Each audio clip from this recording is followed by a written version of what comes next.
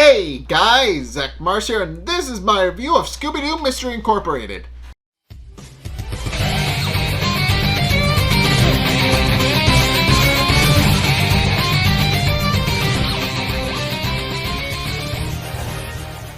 Okie doke, so this episode is interesting in that we kind of meet Fred's hero slash role model, but and what's interesting here is that he actually winds up, and that the gang actually winds up facing off against a seemingly supernatural creature that just follows this man around. And in case of point, that's why I call it Attack of the Headless Horror. But the episode begins with the man Rick Spartan, who is a professor, and also goes out to explore ruins alongside his wife Marion and his longtime friend and assistant Tachunga, who we find out isn't actually his real name, but I'll get into that. But in case they're going out to investigate ruins and they actually wind up discovering the ruins of Scorcolot, who I'm not entirely sure what he is. He's supposed to be like this ancient prince or something. But in case Rick is very happy about the fact that they finally found the ruins at long last, and the trio immediately rushing to go explore it. But of course, but Marion actually winds up tripping and seemingly breaking her ankle. And tells Rick that what happened, and he does immediately go to investigate. And when she points out that that she broke her ankle, he first and foremost tries to set it himself, which doesn't wind up working. And when he realizes it's too difficult to sprain, he sends Tachunga back to base camp to actually go and get some medicine and get some help so that they can fix up Marion. And Marion then proceeds to insist that he still go into the ruins, pointing out that she'll be fine by herself. And Rick, taking her message to heart, then decides to actually go and do that, which kind of confuses her a little bit because she didn't think he'd actually do it. But in any case, Rick then proceeds to run up the temple, much to his wife's chagrin, and proceeds to start climbing around trying to find the entrance. And he does eventually find out that the entrance is a large boulder, and uses a spear that he was carrying to actually open it up, which almost flattens Marion. I should point out, he almost crushes his wife. But in case he then proceeds to use a rope to climb inside the ancient temple, and discovers an ancient curse telling him not to take the head, or the body will follow him and curse him till the end of the days. Which Rick, pointing out that the curse will just makes it better, proceeds to open the chest and pulls the shrunken head out. And at this point, the shrunken head tells him that it warned him, and now it's too late for him, and now he has to suffer his curse. And then it's immediately at this point where he's actually attacked by the Headless Horror. So, yeah. In case the next part of the episode then shows Fred actually rushing to go to school with the rest of the gang, and it's a very strict, and it is actually quite interesting. And because what we find out is that Fred is almost never this excited to go to school, and Fred admits that normally, yes, he wouldn't be, and in fact he is indeed speeding a little bit and trying to weave between traffic, but he admits that today is a special occasion because of who's actually teaching teaching the class. And what we find out is that Fred is actually a very big fan of Rick Spartan, and when everybody else is visibly confused as to who Rick Spartan is, he then points out that because he reads a whole bunch of trapping magazines, he knows who Rick Spartan is as a famous adventurer and explorer who is famous for getting himself out of very dangerous traps, and is kind of a legend in that regard. He's very good at beating the odds and getting out of traps that would kill a normal man. But and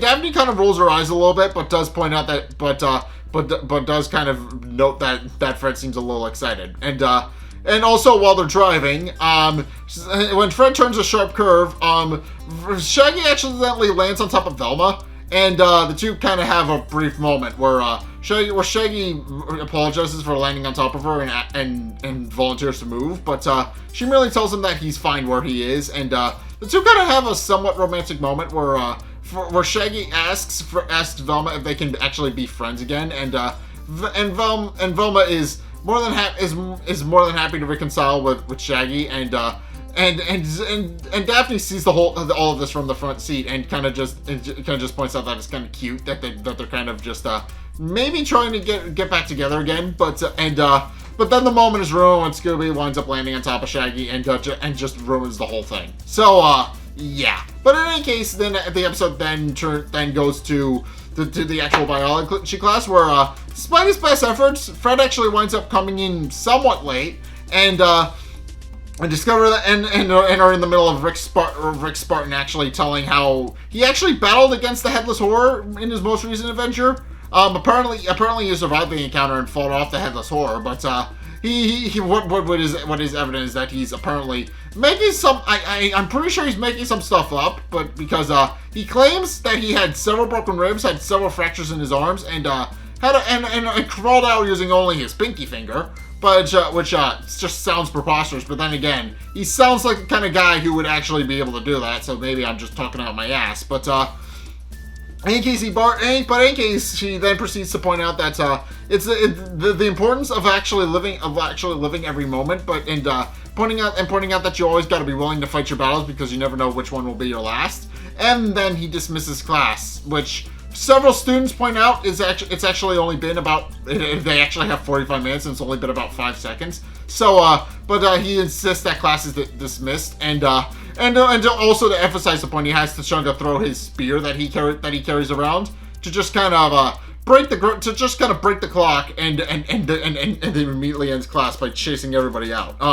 At which point Fred immediately goes up to Rick Spartan and just starts fangirling a little bit. He tells Rick that he's a very big fan of his. He tells him that he likes his stories of adventure, and also points out that and also wonders if what he said about the Headless Horror is true. And of course Rick thanks Fred for all of his compliments, and asks him if he would like to come over and hold it. And this winds up being just a recurring gag where Rick says something, Fred says yes to it, and the rest of the gang immediately says no. It's just a recurring gag throughout the episode. But Fred agrees to go and see the head, and of course Rick then proceeds to invite the rest of the gang over as well while he's at it, pointing out that as he puts it, they're having cow, which of course causes the group to become disgusted until Tachunga clears up that he means they're having steak, which does calm the group down a bit, and they do decide to ultimately go over, and immediately they go over to Rick Spartan's house, where they actually sit down and have steak, and of course Shaggy and Scooby, being the food connoisseurs that they are, immediately compliment Marion on her skill at cooking the steak, and of course, and Marion thanks them back as well, pointing out that it's a lot more convenient to actually pick up steak right off the shelf instead of having to make it yourself, which causes Shaggy and Scooby to kind of hesitate for a minute when they think about that, but they ultimately decide it really doesn't matter to their eating experience and go back to eating steak. But in case Marion and Rick then proceed to point out that they're only staying in Crystal Cove for a couple months, pointing out that they're actually taking a bit of a reprieve since obviously Rick just fought the Headless Horror, and they kind of just need to get back to a sense of normalcy, as Marion points out, because obviously, and this is obviously they go adventuring in a whole lot and go searching for ancient temples and ancient tombs and a whole bunch of other cool stuff, but of course Marion just points out that it's nice to just get down and relax and just live a peaceful, idyllic life in Crystal Cove, pointing out that and especially she doesn't have to go and look for ticks on her back. But in case with that, she then proceeds to get up and go prepare dessert, which Rick has a bit of a back and forth, has a bit of a back and forth with Tachunga, and it's at this point where Daphne actually asks Tachunga how long he's actually been working with Rick, and what we find out is that they were both Oxford graduates. They both went to Oxford, and upon graduating, since they both majored in the same exact field, and were already friends at that point, of course Rick immediately went to Tachunga and offered him a spot on his adventuring team and as his assistant, and T'Chunga immediately accepted, and also points out that his name actually isn't T'Chunga, and since he's obviously very English, and points out his name is actually Charles Watersby, who is of course he points out. Rick calls him T'Chunga because he likes the idea of T'Chunga seeming like T'Chunga being a savage and being a violent native when and as I said, he's very British. But and of course Rick points this out as well, pointing out a little bit upsettedly that he also bought an outfit for T'Chunga that he never actually wears. But T'Chunga immediately points out that he just doesn't want to disgrace himself, and that Rick's just lucky that he carries around the spear and to be as much of a savage as he can be. And of course Rick points out that that's not nearly enough, and that he doesn't look like a savage. He just looks like a dude holding a spear. And it's at this point where T'Chunga proclaims that he's sorry he's such a disappointment, and leaves rather angrily after finishing his dinner. And of course Marion immediately walks in and tells Rick that that wasn't very nice, and also points out that T'Chunga despite their differences, T'Chunga has saved Rick's life on many an occasion, and of course Rick immediately realizes he needs to apologize, and points out that he knows that he needs to apologize, but admits that he had promised to show the kids the shrunken head, so he decides to do that first instead of going to apologize to his best friend and assistant. So yeah, he does admit that he wants to go and apologize, but he decides that he should honor his previous agreement first. And sure enough, they immediately go into Rick's study, which is filled to the brim with all of the different things that he's found over the years, all of the different items and all the different items and all the different treasures and all the other things that he's found, and everybody else can't help but ogle at all of it, and of course Velma immediately points out that it seems like all of this is and of course Shaggy asks if all of this is from his adventures, and Rick points out that almost all of it is. He actually points to a masking from the ceiling, pointing out that he just picked that up at a craft fair once. So that's really so. Other than that, all of them are things that he got in various temples and stuff that he's explored. And it's at this point where he decides to show Fred the shrunken head. And of course Fred is immediately enamored and goes to touch it. And but Velma points out that maybe it's not a good idea for Fred to touch it, pointing out that of course the shrunken head is supposedly cursed, and asks Rick if he's worried about it, but Rick just points out that he's not, pointing out that he left that creature at the Amazon, and there's no way it would have followed him. But immediately as he's finishing that thought, Fred goes to touch the head, and immediately the headless horror winds up bursting through the wall, and declares that Rick will never be able to be free of it, and that it'll follow it, and that it'll always follow him, and of course, Rick immediately gets into a fight with the Headless Horror, which proves to be more than a match for him, and immediately knocks him out. At which point Fred, coming to the aid of Rick, proceeds to pick up some of the spears from Rick's collection, and asks Scooby and Shaggy to do the same. And of course, all three of the boys then proceed to kind of chase off the Headless Horror, and eventually Rick joins in as well after he comes to. But the Headless Horror points out that while it may be deterred now, it will eventually return, and that it'll follow Rick for the rest of his life, and proceeds to leave through the hole where it came from. At which point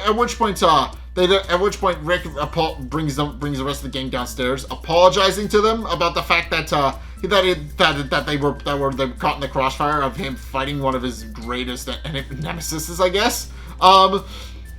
And of course they meet, and of course it's at this point where Velma, ever skeptical, asks him how long he's known what he knows about the curse, and he points out that he knows literally next to nothing. All he knows is that he plucked the head from the box, and on the box it said that there would be a curse where if he touched the head, the body would follow him forever, and of course Rick admits that he didn't listen and didn't touch it anyway, which caused the Headless Horror to start chasing after him. At which point Chunga walks in, noting that he heard all the commotion from his hut outside, because this is an established shop, but he lives in a hut outside. But he comes in, pointing out that he heard all the commotion, and Rick then proceeds to snap at him, pointing out that he didn't come in to actually protect his wife, and Chunga points out that he knew Rick needed his space, but also points out that he didn't want. But also just points out that obviously Rick could have been a little bit nicer about it, and points out that he had no idea that the monster was even there. And with that, he then proceeds to leave and go back outside again, still very much annoyed.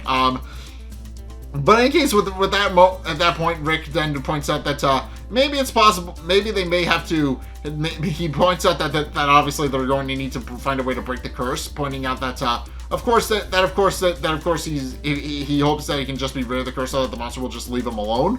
At which point Velma actually comes up with a clever idea. And with Shaggy in tow, she then proceeds to go to the Broken Spine in the Crystal Cove Spooks Museum, where they immediately ask Mrs. Dinkley if she knows anything about the about how to break a curse that like what Rick has, and she admits that a headless curse sounds like a little bit of complicated work, but admits that she may have something, and then goes to go look for a book on it, and it's at this point where once again Velma and Shaggy have a bit of another moment where they're silently sipping the cocoa that Mrs. Dinkley made for them, and they admit that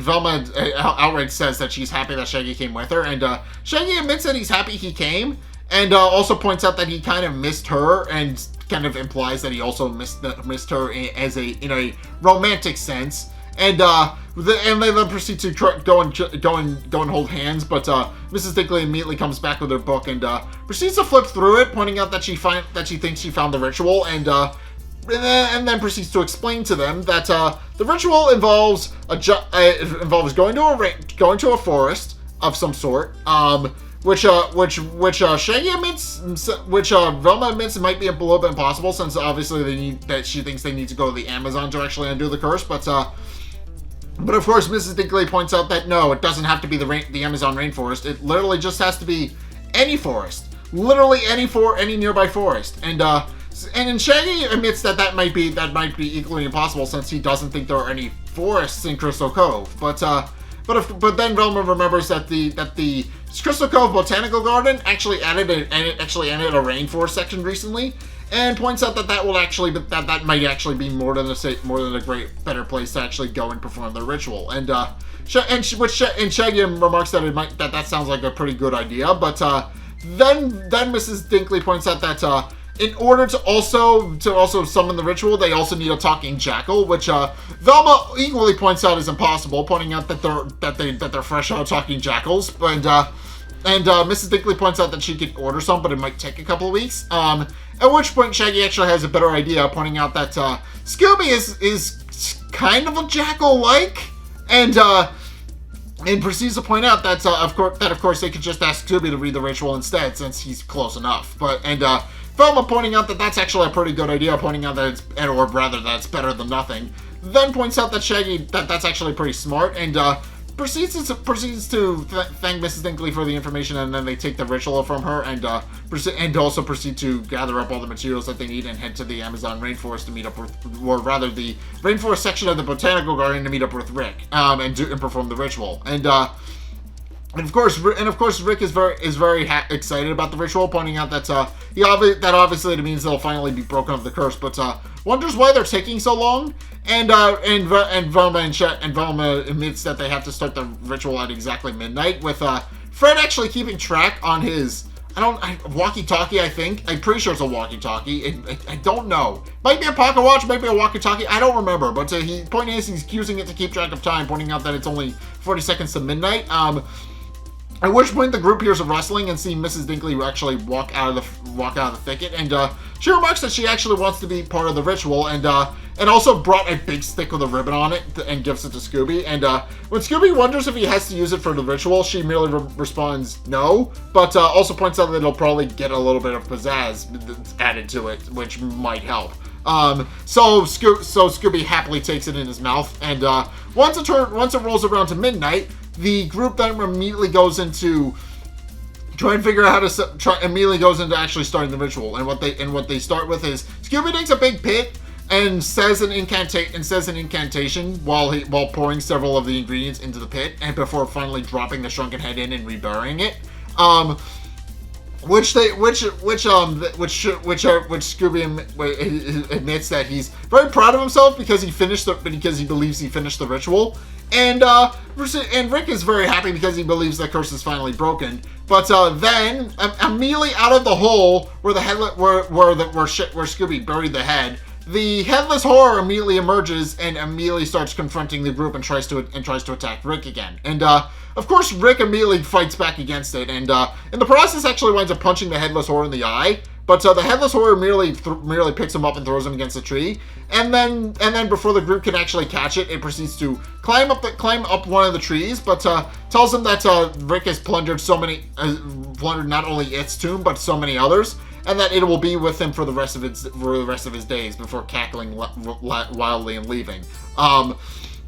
And of course, immediately following this, Rick is then hospitalized because he was thrown into a tree. That would hurt and probably break a couple of bones. But he admits that he openly admits that he feels like the headless horror is never going to actually leave him alone. And it's at this point where Tachunga actually runs in, pointing out that he heard the whole thing, and tells Rick if he needs anything. And Rick kind of points out that Tachunga actually doesn't care, but Tachunga reveals that he actually cares a whole lot, and points out that they're best friends, and that he's more than willing to look after him. And but Rick then points out that he actually doesn't need Tachunga's help anymore as an assistant, and then remarks that he's actually quitting the adventuring business. At which point Marion is very happy to hear this and immediately pulls Rick into a hug, asking if he really needs it. And of course, Rick admits that he is, pointing out that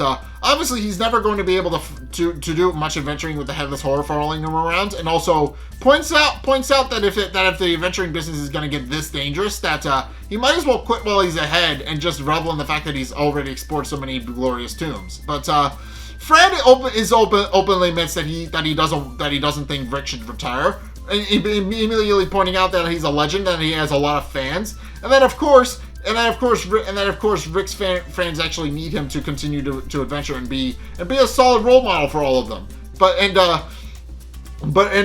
Rick pointing out that he won't be able to do much adventuring while he's in the hospital, and also while the headless horror is chasing after him.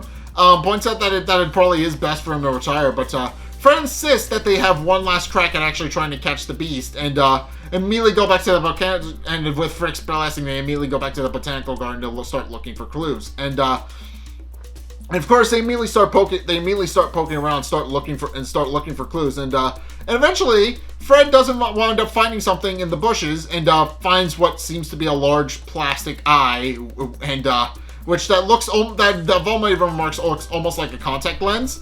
And when Fred actually examines it further, he discovers that there's actually a little camera inside of it, which he points out must have been how the creature was able to see, and of course, Daphne remarks that it must have fallen off the creature when Rick hit it.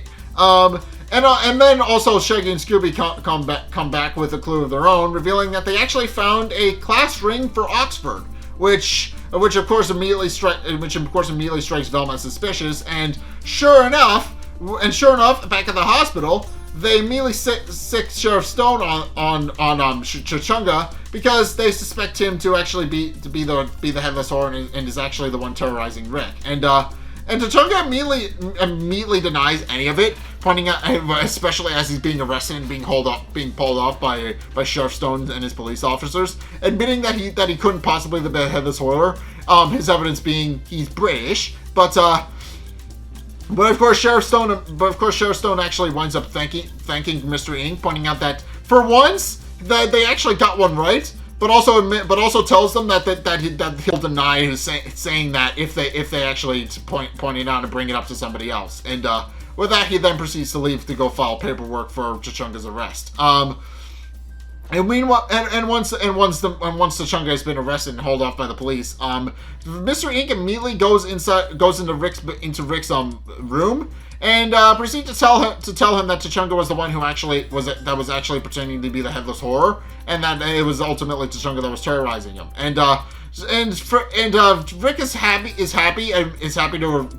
relieved to know that the Headless Horror has actually been caught, and also admits that he apparently never trusted T'Chunga despite making him his assistant, but also realizes that because it was actually a dude in the mask, that means that the Headless Horror, and by extension the curse of the Headless Horror, is in fact not real.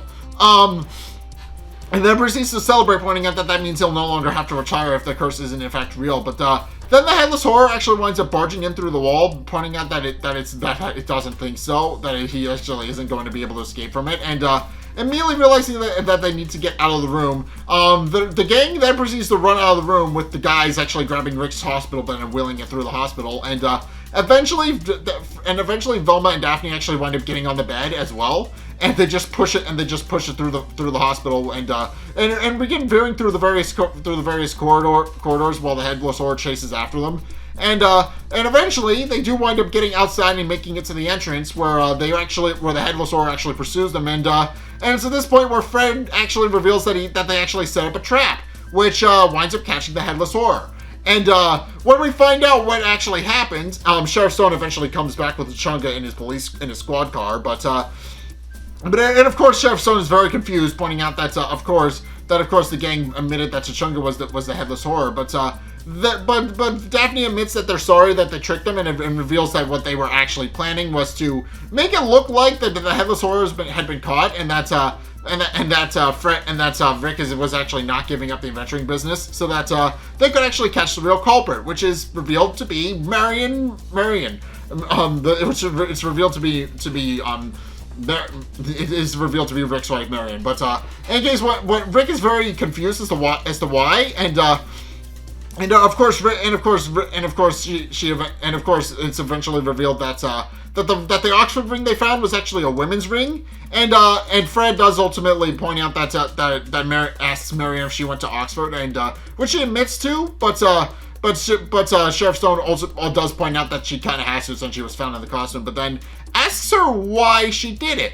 And what we find out is that why she did it actually came from a place of love, because as we find out, according to Velma, she very much wanted Rick to quit the adventuring business, and while there is kind of a bit of a selfish reason in that she didn't want to constantly be picking ticks off her back and all those other things, she admits that she also just wanted Rick to settle down and stop going off adventuring when he doesn't need to. She admits that he's getting a little bit older, and also admits that she never really liked the adventuring thing anyway. Pointing out that she never liked climbing through the wilderness to go and look for ancient temples and any of that. But it also points out that Rick shouldn't be doing that either, since it's very dangerous on his part, and especially since he's got into so many traps and could very well wind up biting the big one if he's not careful. So what she ultimately would wind up doing pointing out that Rick wasn't actually listening to her regarding that, is that she actually created the legend of the Headless Horror to kind of scare Rick away from adventuring. And to do that, she forged a fake map, which leaving it on Rick's face while he was sleeping so that he would actually find it. And the map ultimately led him to a fake temple, which is eventually revealed to actually have been an old movie set that she repurposed for her thing. And then also admits that she faked spraining her ankle because she knew Rick would go off on his own to go explore the temple. And of course, once he was inside the temple, she then snuck around the back inside the movie set part of it, wearing the costume for the Headless Horror after doing a bit of research and proceeding to use that to scare it off, using her stomach muscles to make the mouth move. And she admits that the whole reason she did that was because she wanted Rick to slow down and finally listen to her about the fact that she didn't like adventuring and that she didn't want him constantly risking his life over things. And Rick, very moved by how much Marion cares about him, ultimately decides not to push charges against her, which Sheriff Stone ultimately figured out was what was probably going to happen, and points out that Marion was just doing what she had to in order to get him to listen, and he will be very appreciative of that. And kind of to point out that to celebrate the fact that he's now retiring from the adventuring business and also is going to just start taking up his mentoring role full time. Then decides to actually invite the rest of the group in to actually watch a movie and order some pizza. And invites everybody back to his hospital room with of course Marion and T'Chunga pushing his bed away after T'Chunga is released by the police. By the way, he's just let go. But and of course everybody immediately agrees to do that, including Sheriff Stoney, who decides it couldn't hurt, and immediately runs it, and they all immediately run in to go eat pizza, except for Shaggy and Velma, who actually stop at the entrance, with Velma saying that they'll actually catch up with them later. And when Shaggy asks her what's going on, she ultimately admits that she's been thinking about the about how they've been feeling for each other lately, about how they especially about their moment in the bookshop, and she admits that while she does admire the fact that Shaggy seems to have grown up a lot, she also points out that she doesn't really feel feelings for him anymore, but admits that they'll always be friends. And of course Shaggy is a little bit heartbroken, which Velma picks up on, but then tells him that they could always go and eat pizza, and of course she immediately goes in and invites Shaggy to follow in after her, but Shaggy doesn't actually follow her in right away, remarking that for once he doesn't feel like pizza is going to actually fix what's wrong with him. But then eventually decides that it couldn't hurt to try, and immediately runs in and asks the gang to save him a slice.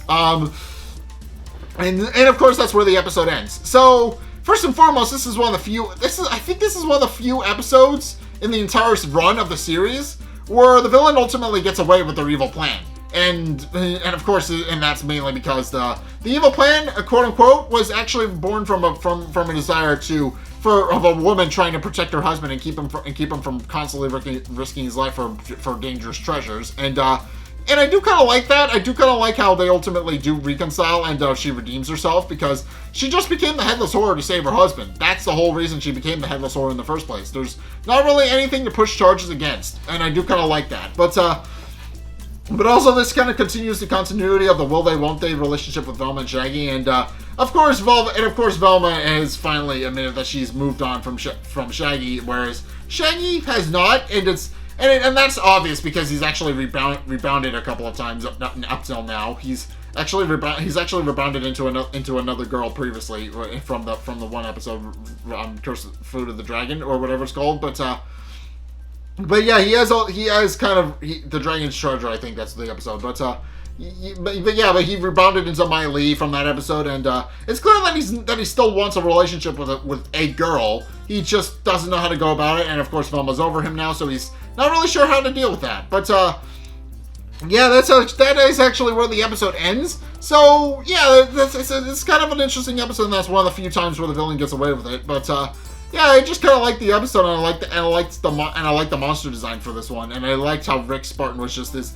He's very much a parody of Indiana Jones. I should admit that he's very much a parody of Indiana Jones, but of course Rick Spartan. But of course, I do like that Rick ultimately decided to hang up the adventuring gloves for the woman he loves, and I do think that's kind of sweet. But in any case, that's my review of Scooby-Doo Mystery Incorporated. What did you guys think? Let's get a discussion over in the comment section down below, or over on my Discord server, link in the description. Anyway, thank you guys so much for watching.